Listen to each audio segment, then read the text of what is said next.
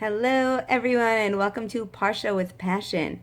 So, I am coming to you live from my kid's bedroom, and that is because my camera battery is not cooperating. So, I'm taking this video for you with my phone, and to my Torah Anytime people, I really hope the sound quality is good because Torah Anytime is so professional and really wants their users to have an incredible and easy experience. And so sound quality is extremely important, and I don't have a special mic. So that's why I'm selfieing this shear, which is kind of interesting, and hope I can keep it up for you, but that allows my phone to be very, very, very close to me. Anyway, and hello to all my beautiful YouTube friends. Hello, everyone. It's Friday afternoon. It's an amazing day, and I have a lot to share with you. So just here's what we're going to do. We're going to do a little update. We're going to share some incredible Torah from Y.Y. Jacobson on this week's Parsha, and we're going to wrap it up with the message that I was trying to give over last week's Parsha before my camera battery died, and I think hopefully you'll enjoy it very much. His Torah is so sweet, and I had to share it. You can find it all over the internet, but I had to share it for our audience here. Okay. First of all, personal update, interesting. So my daughter Hadassah is, thank God, 19 years old, and she's a year out of high school, a year and a bit out of high school. And many years ago, when she was maybe in 9th or 10th grade, it was a rough day. And so I told her, you're going to get through this, and when you get through this, I'm going to take you on a road trip. We're going to go together. And we actually wrote it down on a piece of paper like a little contract. And ever since then, whenever I have a little extra money, like let's say I have to take some money out of the ATM, so I'll take out an extra $20, something like that, and give it to her.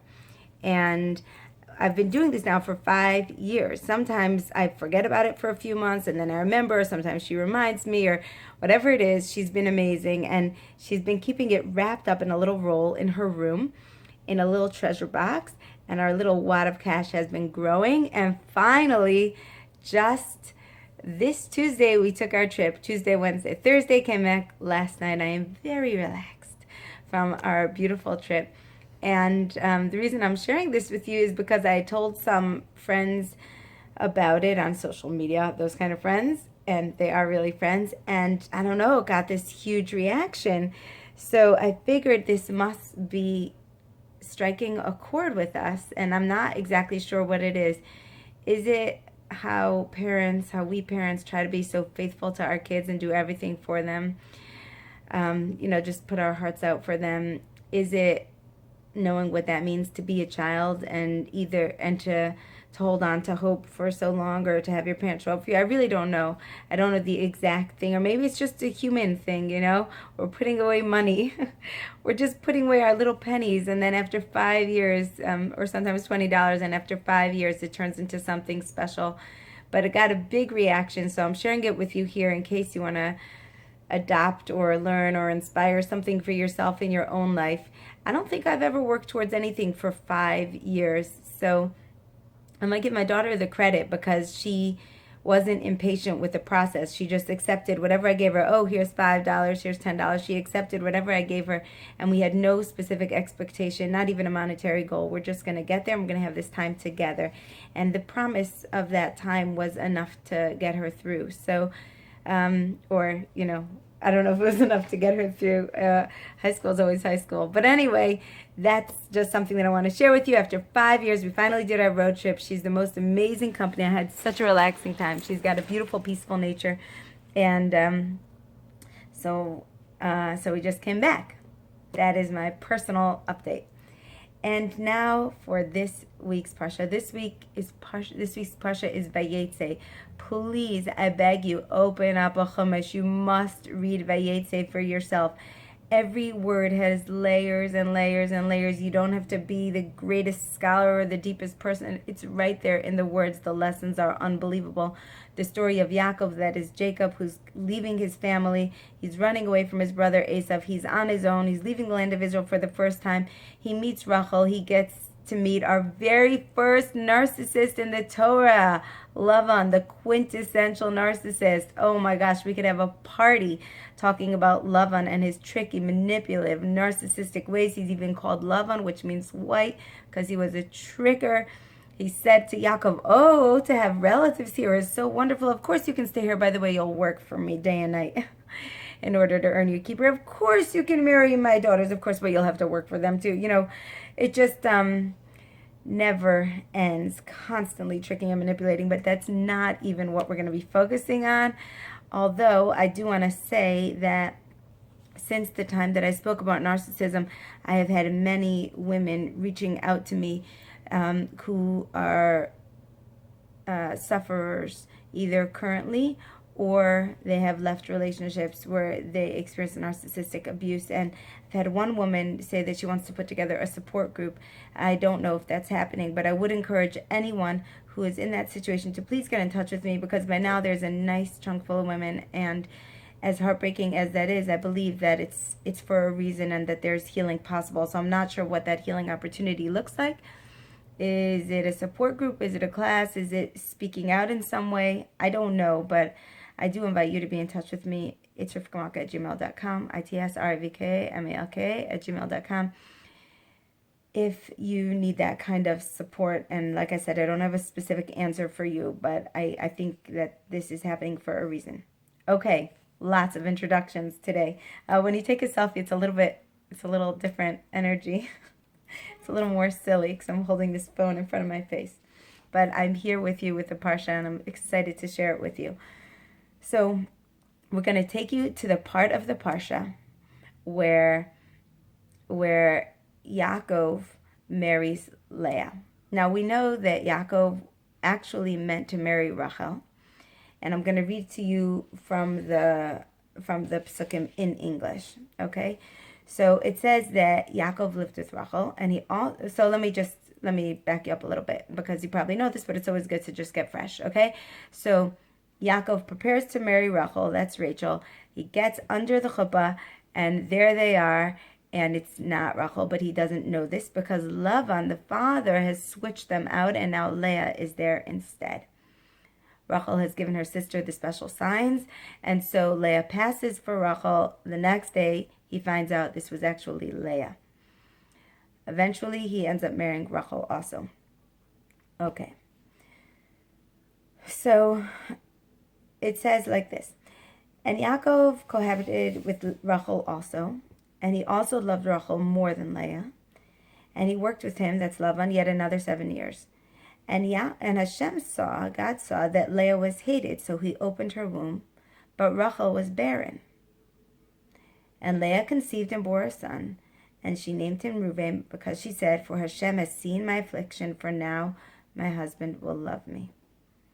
And then, pardon me, she conceived again, and she bore a son, and she said, 'Since Hashem has heard that I am hated, he gave me this one too,' and she named him Shimon. Ki Shema Hashem, as Hashem heard." Okay. Now, 2 questions. Doesn't this sound a little bit crazy? Here is Yaakov, our patriarch.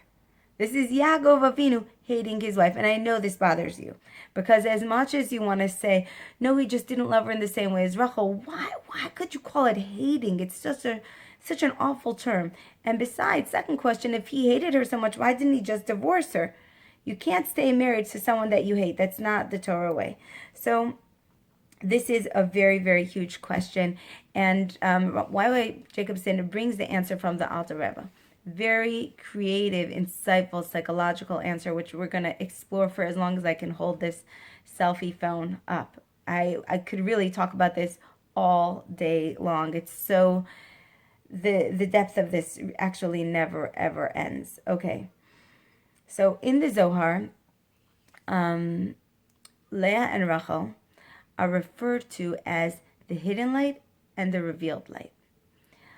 Leah is, the hidden world and the revealed world. Rochel represents the conscious self. That's the part of yourself that you know, that you're aware of, that you grapple with, that you understand, that you can categorize. It's a part of yourself that you present to the world. You're okay with some things you're good at and some things you're bad at. And essentially, it's your revealed identity. It's your revealed world. Leah, on the other hand, is the unrevealed world. It's the subconscious world. It's the parts of yourself that you haven't even acknowledged.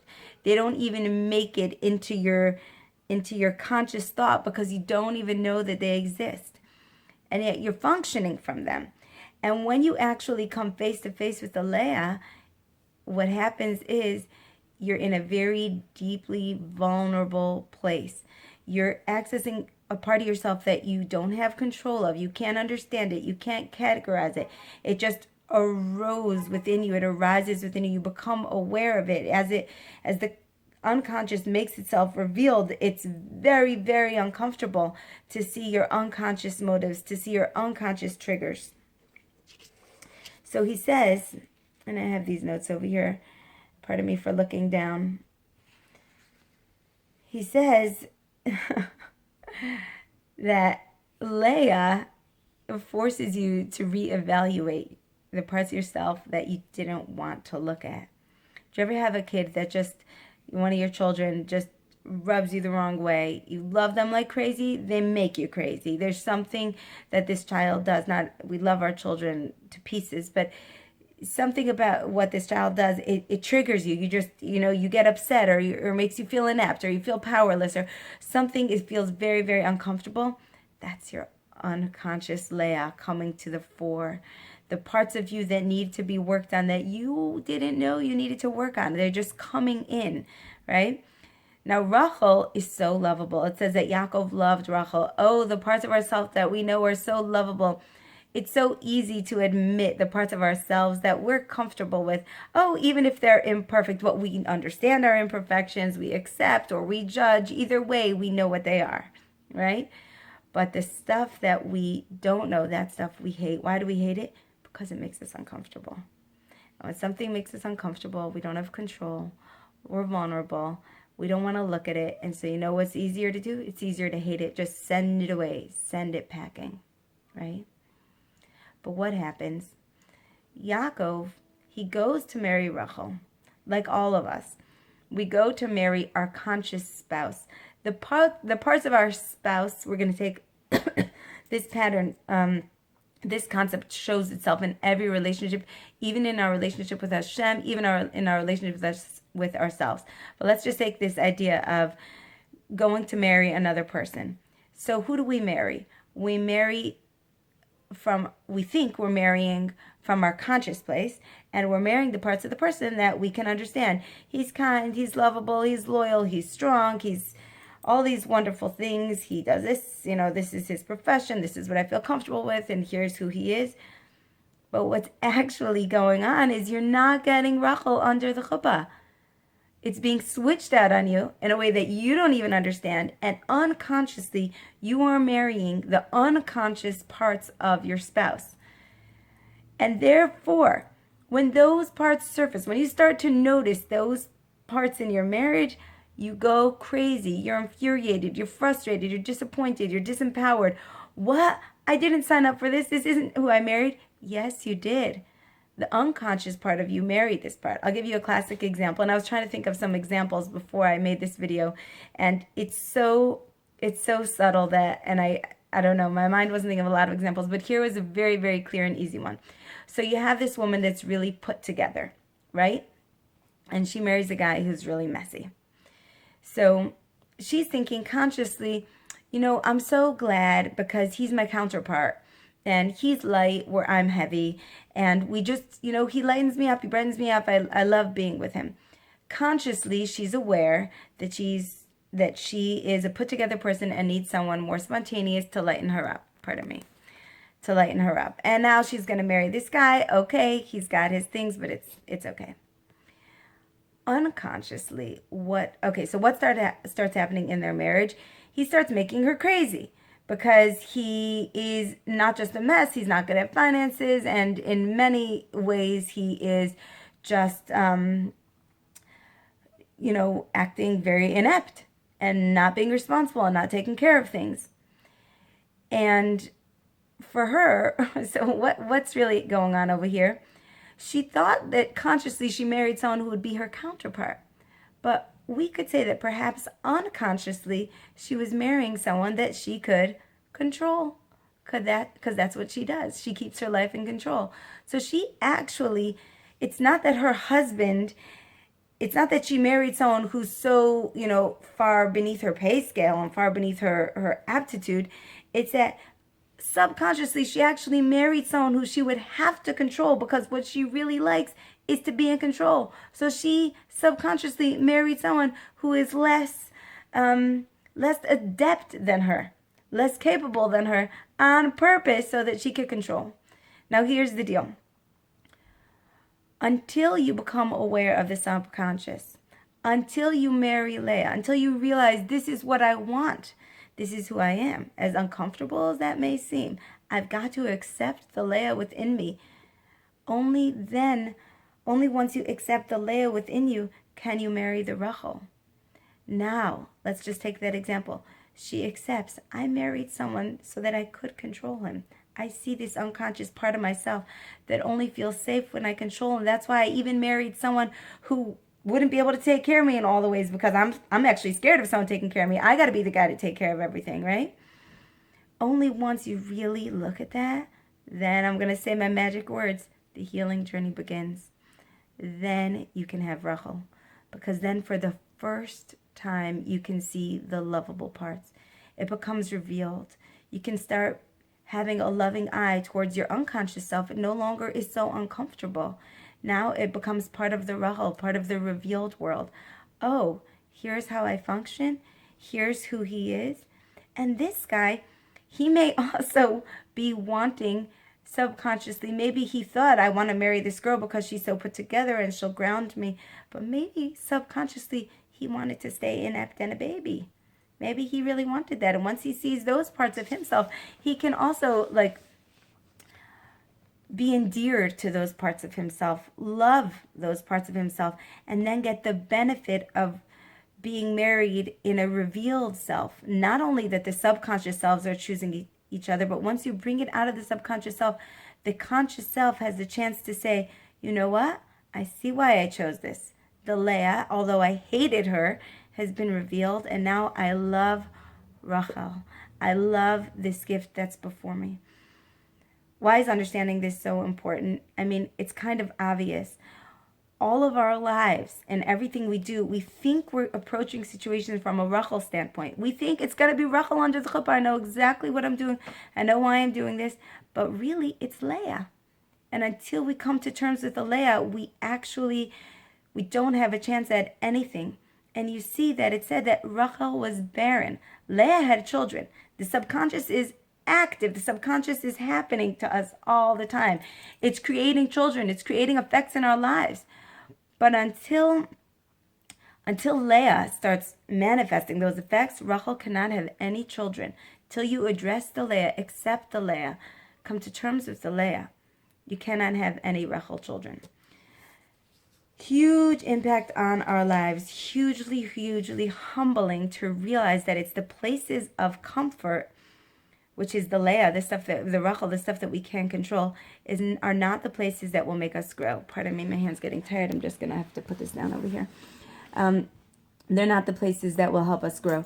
So last week, before my battery died, I wanted to share with you a really important thing. And I think that it comes together with this week's Parsha very, very beautifully. So hang on with me. And I'm going to go into a different point right now, and you'll see how it's connected.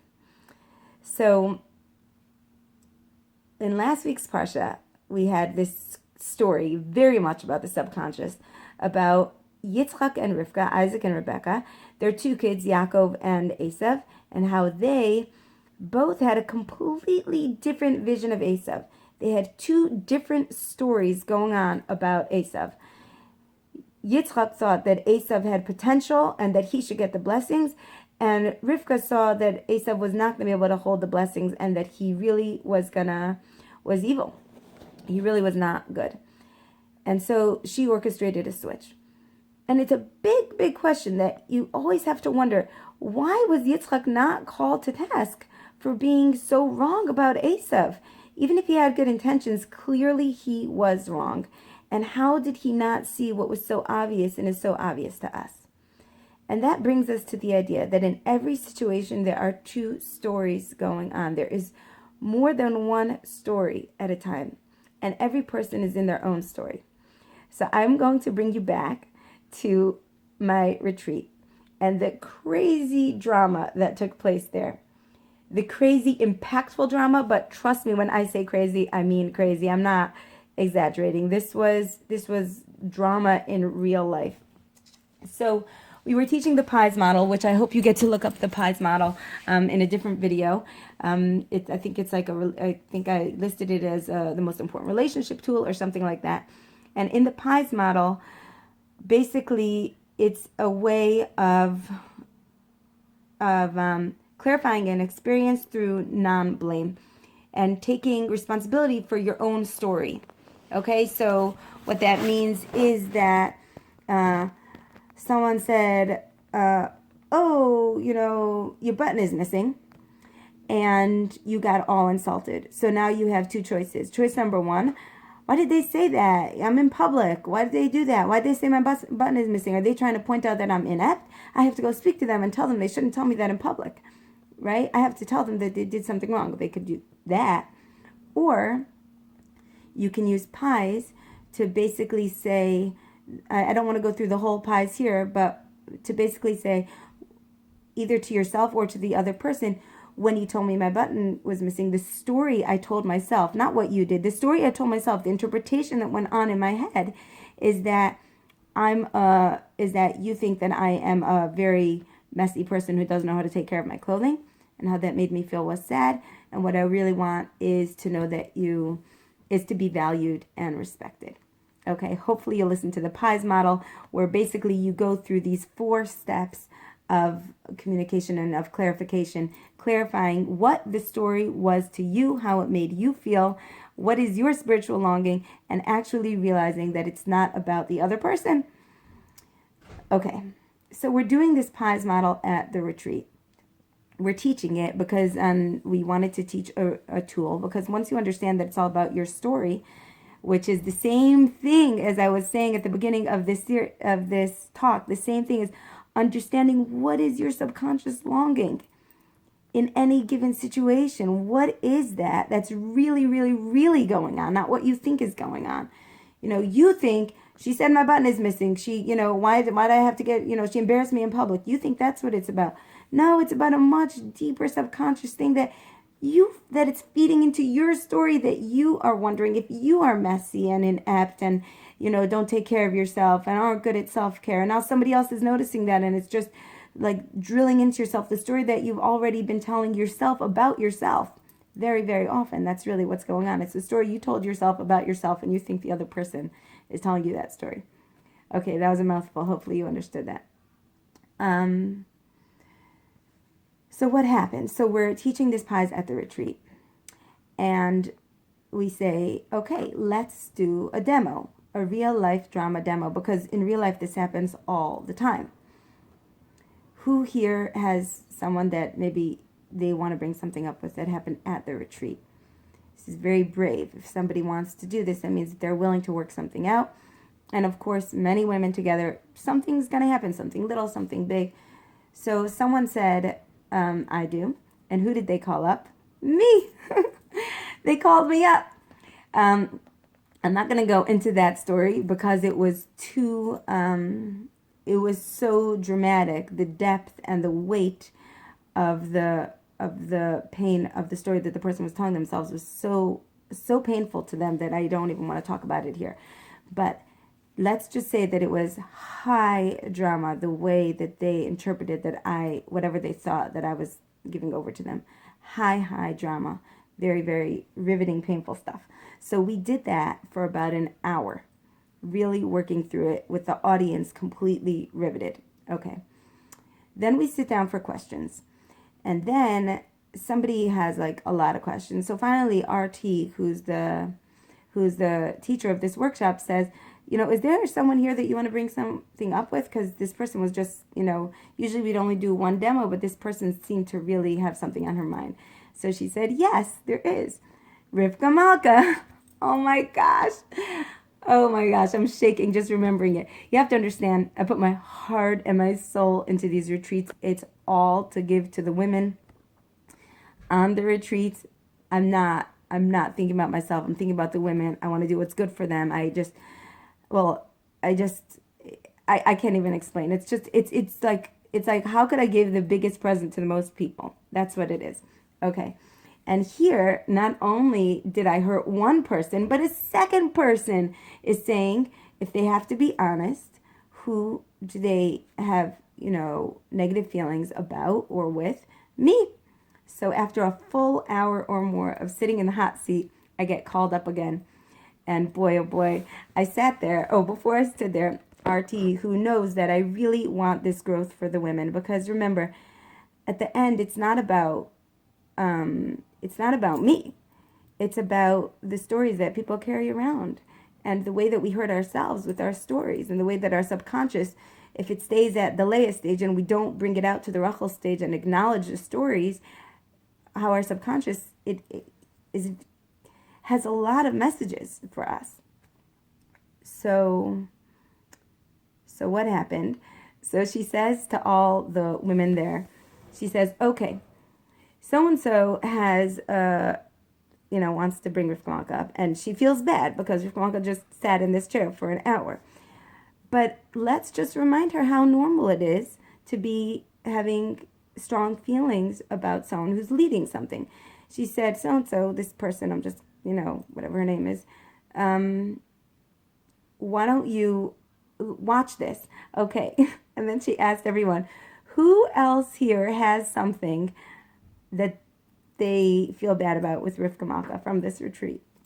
And I'm like, 1 minute, RT, I'm going to turn around because I really didn't think it was going to be good for our relationship if I saw all these people upset at me.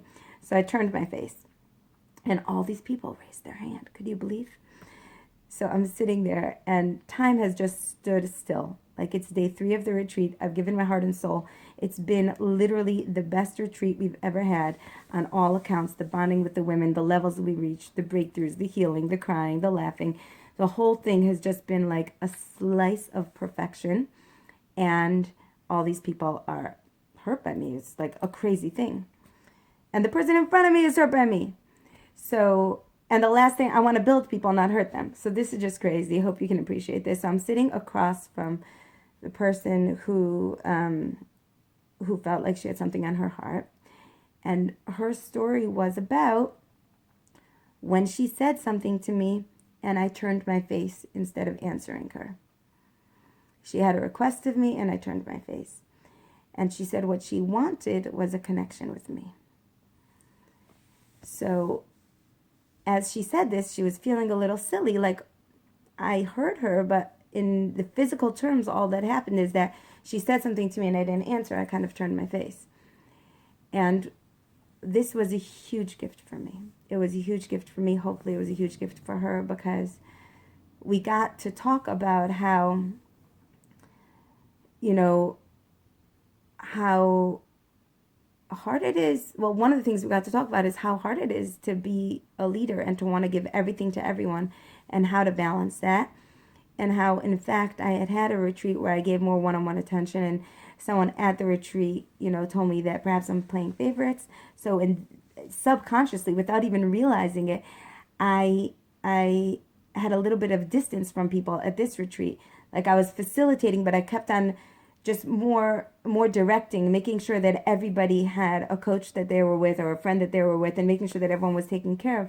But I subconsciously was scared to fully invest in myself and to fully connect because I was scared that I would end up hurting people. So in the end, that ended up hurting people because I didn't connect with them. And it wasn't really the turning of the head that did it. The turning of the head was just the story that she told herself. What she really needed from me was like, a real connection at any point during the retreat, a one-on-one connection with me. And, okay, so hopefully that was clear. What this brought up for me was this. How, and I think that through her giving me a chance to explain myself and me actually apologizing to people if I didn't make a strong enough connection and them understanding my story of conflict, of wanting to give everything to everyone, but worrying that if I give some to some people, what about the other people, and just not knowing how to navigate that properly. But we also came up with some solutions over there, and she really saw that I am beyond happy to have her there, and she is very important to me beyond that immediate healing.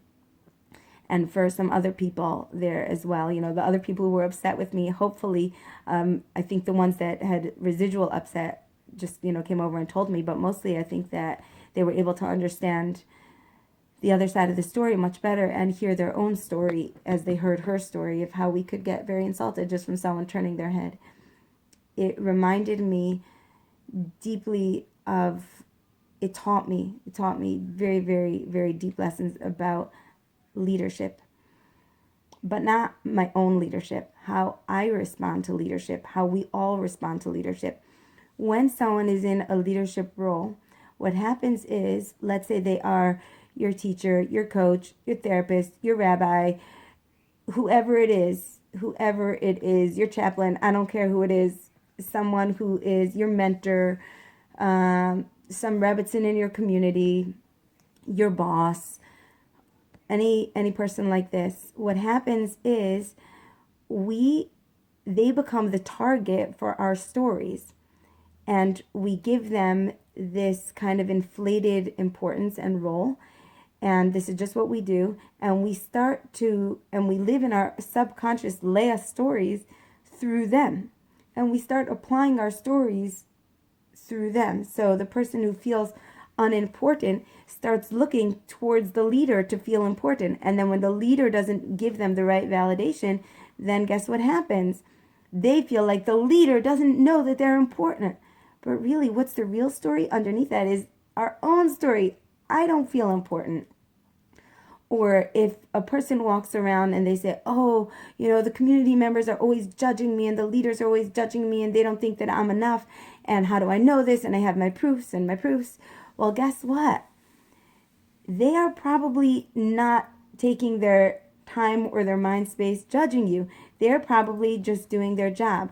The drama that's actually taking place is not between you and the community.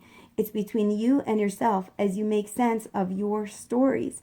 And those stories are going to keep cropping up. Sometimes with this leadership, sometimes with that leadership, with this community, with that community. They're going to keep cropping up until you accept the Leah and address the parts of yourself that are looking to be accepted and that are looking to be resolved. They're not going to be resolved. It is very, very rare that you'll have the opportunity, unless you use pies and create the opportunity, to have an honest conversation about what's going on with you in leadership. It is very rare that you will have the opportunity to physically work out your personal stories together with another person, unless you create it. Again, usually your stories are your stories and you have to work them out.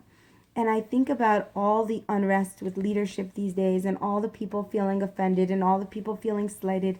And it makes me aware of the inevitability. We will feel slighted. We will feel less than. We will feel ignored. We will feel less important. We will feel overlooked. If that is how we feel in our personal stories, in the inner workings of our heart for a variety of reasons. And then if we put all those stories on someone else, if we put it on our rabbis, teachers, leaders, then what's actually going on is that we're missing the Leah. We never have a chance to heal. We just stay deeper and deeper and deeper in our stories. So, you know, sometimes it's hard to give a message over twice. And last week when my battery died, I gave over this message and or at least part of it, and I just, but nothing was recording and it was a whole mess. So I'm giving this over this week, and I hope that I'm very clear. But I feel like there's much more to say that's not coming to my mind this moment. I want to give this to you. I want to give you this present of understanding that there are so many subconscious stories going on when you think it's the other guy's fault. And I want to focus specifically on leadership because that is where so many people feel disempowered or unseen. And I could tell you, even as a leader of a 37-person retreat, I couldn't give enough. Do you understand? 3 months I planned. in contact with almost every single person before they came, sending not personal emails, but thought out emails to the whole group before they came, making a teleconference where everyone has a chance to speak before the retreat, on the retreat, going around to every single person, what's your story, listening to their story, having a retreat that's custom made for this group and monitoring what this group needs, having an entire staff to support that work so people don't get overlooked. With all that, not one, but many people still felt overlooked, ignored, or whatever other negative feelings. Can you believe that? Now you can believe that, because that's how human beings are. That's how we work. We've got this whole world of Leah. And this world of Leah is active. She is having children. She is active. The Leah world is hidden, but it's what is getting us to the next stage. And the Leah world is actually what propels us further and further and further. And our job is to first marry Leah, to first accept our stories, see our stories, and then we will be able to marry Rochel as well, get the revealed gifts. You know, the moment a person says, I want to be respected, I see that about myself, is the moment that they realize that they can start giving themselves that self-respect, and in that way engendering it in other people. Okay, folks, hope you enjoyed this week's Parsha with passion, and I'm wishing you a beautiful Shabbos. Bye-bye.